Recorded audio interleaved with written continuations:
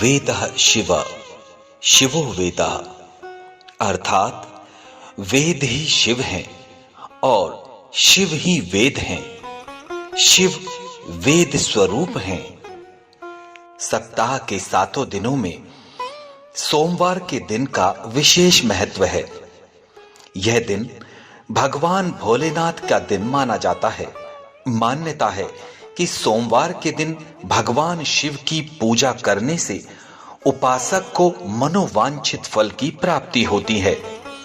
आइए जानते हैं सोमवार की व्रत विधि, कथा और मंत्र।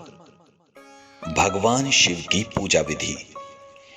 शिव की पूजा में जल, दूध, मधु यानी शहद, घी, पंचामृत, बेलपत्र, फूल, धतूरा, वस्त्र, चंदन, रोली, अक्षत, कमलकट्टा, पान सुपारी, लौंग और पंचमेवा चढ़ाया जाता है। सोमवार की व्रत कथा। एक नगर में एक बहुत धनवान साहूकार रहता था, जिसके घर में धन की कोई कमी नहीं थी, परंतु उसको एक बहुत बड़ा दुख था। उसके कोई संतान नहीं थी। वो इसी चिंता में दिन रात लगा रहता था। वह पुत्र की कामना के लिए प्रत्येक सोमवार को शिवजी का व्रत और पूजन किया करता था तथा सायंकाल को शिव मंदिर में जाकर शिवजी के सामने दीपक जलाया करता था। उसके उस भक्ति भाव को देखकर मां पार्वती जी ने भगवान शिव से कहा, महाराज, ये साहूकार आपका अनन्य भक्त है और सदैव आपका व्रत और पूजन बड़ी श्रद्धा से करता है। इसकी मनोकामना पूर्ण होनी चाहिए। शिव जी ने कहा, हे पार्वती, यह संसार कर्म क्षेत्र है। जैसे किसान खेत में जैसा बीज बोता है वैसा ही फल काटता है, उसी तरह इस संसार में जैसा कर्म करते हैं वैसा ही फल भोगते हैं। पार्वती जी ने अत्यंत आग्रह किया, महाराज, जब ये आपका अनन्य भक्त है और इसको अगर किसी प्रकार का दुख है तो उसको अवश्य दूर करना चाहिए, क्योंकि आप सदैव अपने भक्तों पर दयालु होते हैं और उनके दुखों को दूर करते हैं। यदि आप ऐसा नहीं करेंगे तो मनुष्य आपकी सेवा तथा व्रत क्यों करेगा? पार्वती जी का ऐसा आग्रह देख शिव जी मुस्कुराने लगे और कहने लगे, हे पार्वती, इसके कोई पुत्र नहीं है। इसी चिंता में ये अति दुखी रहता है। इसके भाग्य में पुत्र ना होने पर भी मैं इसको पुत्र की प्राप्ति का वर देता हूँ, परंतु ये पुत्र केवल 12 वर्ष तक जीवित रहेगा। इसके पश्चात वह मृत्यु को प्राप्त हो जाएगा। इससे अधिक मैं कुछ और इसके लिए नहीं कर सकता। ये सब बातें साहूकार सुन रहा था। इससे उसको ना तो कुछ प्रसन्नता हुई और ना ही कुछ दुख हुआ। वह पहले जैसा ही शिवजी महाराज का व्रत और पूजन करता रहा। कुछ समय के व्यतीत हो जाने पर साहूकार की स्त्री गर्भवती हुई और 10वें महीने में उसके गर्भ से अति सुंदर पुत्र का जन्म हुआ। साहूकार के घर में बहुत खुशियां मनाई गई, परंतु साहूकार ने उसकी केवल 12 वर्ष की आयु जानकर अधिक प्रसन्नता प्रकट नहीं की और ना ही किसी को ये भेद बताया। जब वह बालक 11 वर्ष का हो गया तो उस बालक की माता ने उसके पिता से विवाह आदि के लिए कहा, तो वह साहूकार कहने लगा कि अभी मैं इसका विवाह नहीं करूंगा, अपने पुत्र को काशी जी पढ़ने के लिए भेजूंगा। फिर साहूकार ने अपने साले अर्थात बालक के मामा को बुलाकर कहा कि इसको काशी ले जाओ और रास्ते में जिस स्थान पर भी जाओ यज्ञ और ब्राह्मणों को भोजन कराते हुए जाना, और उसको बहुत सारा धन दिया।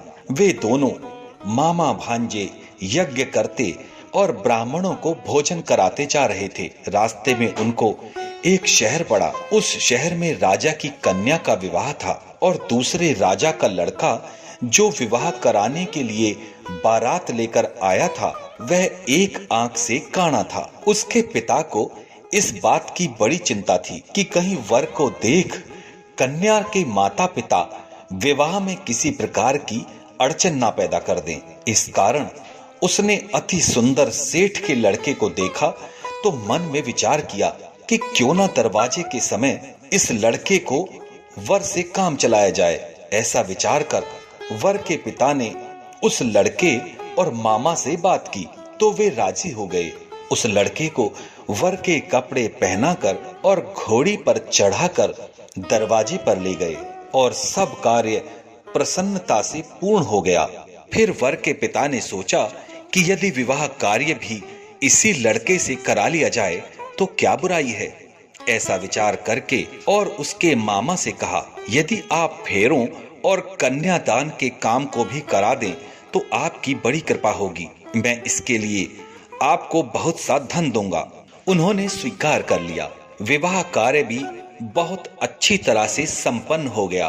परंतु जिस समय लड़का जाने लगा उसने राजकुमारी की चुन्नी के पल्ले पर लिख दिया कि तेरा विवाह तो मेरे साथ हुआ है, परंतु जिस राजकुमार के साथ तुमको भेजेंगे वह एक आंख से काना है और मैं काशी पढ़ने जा रहा हूँ। लड़के के जाने के पश्चात उस राजकुमारी ने जब अपनी चुनरी पर यह लिखा देखा तो उसने राजकुमार के साथ जाने से इनकार कर दिया और कहा कि ये मेरा पति नहीं है, मेरा विवाह इसके साथ नहीं हुआ है, वह तो काशी जी पढ़ने गए हैं। राजकुमारी के माता पिता ने अपनी कन्या को विदा नहीं किया और बारात वापस चली गई। उधर सेठ का लड़का और उसका मामा काशी पहुंच गए।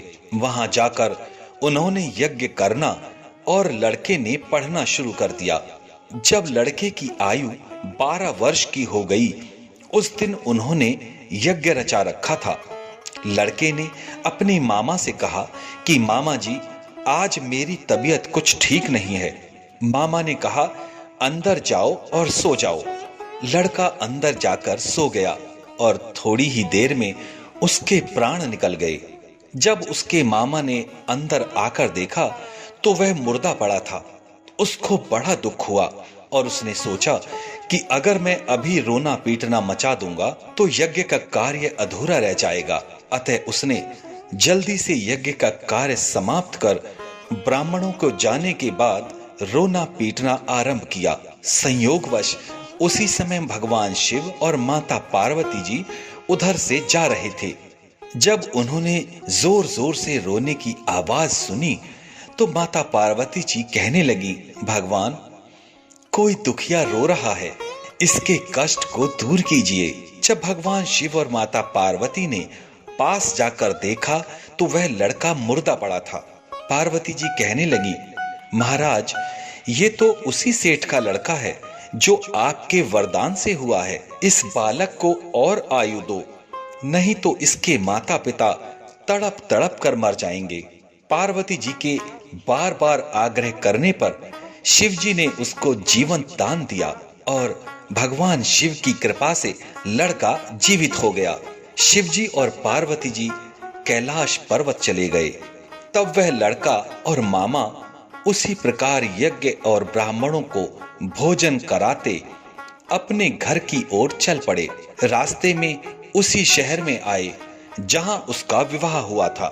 वहां जाकर उन्होंने यज्ञ आरंभ कर दिया तो लड़के के ससुर ने उसको पहचान लिया और अपने महल में ले जाकर उसकी बड़ी खातिर की और साथ ही बहुत से दास दासियों सहित आदर पूर्वक लड़की और जमाई को विदा किया।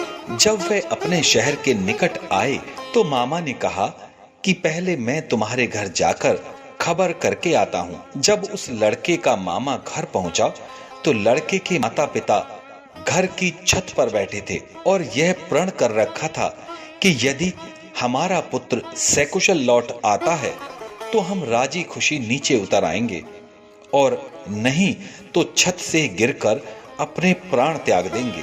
इतने में उस लड़के के मामा ने आकर ये समाचार दिया कि आपका पुत्र आ गया है, तो उनको विश्वास ही नहीं हुआ। जब उसके मामा ने शपथ पूर्वक कहा कि आपका पुत्र और आपकी बहू बहुत सा धन धान्य लेकर आए हैं, तो सेठ ने आनंद पूर्वक उनका स्वागत किया और बड़ी प्रसन्नता के साथ रहने लगे।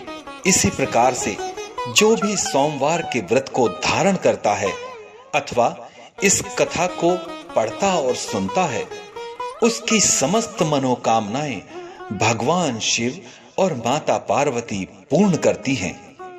भगवान शिव का मूल मंत्र है ओम नमः शिवाय। इस मंत्र को पंचाक्षरी मंत्र भी कहा जाता है। इस मंत्र के जपने से समस्त फलों की प्राप्ति होती है। इसके अलावा भगवान शिव के कई और मंत्र हैं, जैसे ओम साधो जाताय नमः, ओम वामदेवाय नमः, ओम अघोराय नमः।